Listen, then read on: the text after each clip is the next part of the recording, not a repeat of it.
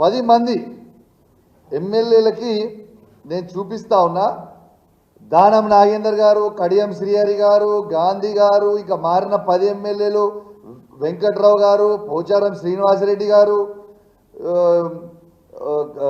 కృష్ణమోహన్ గారు ఉన్న 10 ఎమ్మెల్యేలు మీకు శాత కాకపోతే ఇగో ఈ చీరలు గాజులు కొనుక్కొని వేసుకొని తిరుగు రిపబ్లిక్లా.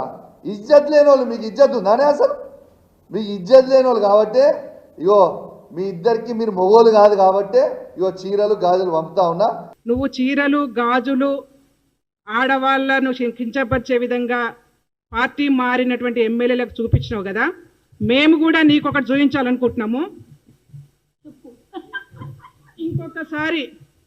ఇంకొకసారి ఆడవాళ్ళను కించపరుస్తూ మాట్లాడితే ఇదే చెప్పుతోని చెప్పులు తీయాల్సి వస్తుంది.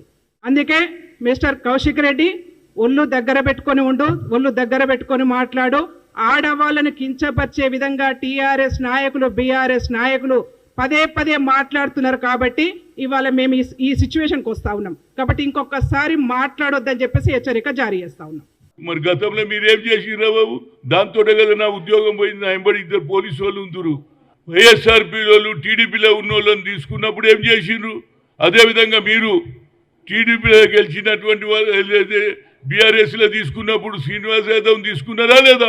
మంత్రి చేసిండ్రా లేదా? ఇదేమిట్రా బాబు? మా 19 మంది కలిస్తే 12 మందిని తీసుకున్నారా లేదా? ఆనాడు ఆలోచన రాలేదా? ఇవాళనేమో అన్యాయం జరిగిపోయింది, ఆయన తీసేయండి, ఈయన తీసేయండి. మీరే మొదలు పెట్టింది కదరా భయ్ మొదలు. అది ఎవరి గుణపాఠం వానికే జరుగుతుందమ్మా. అప్పుడు జర ఖుషి అవుతుంది కానీ పాతోడు మర్చిపోడు.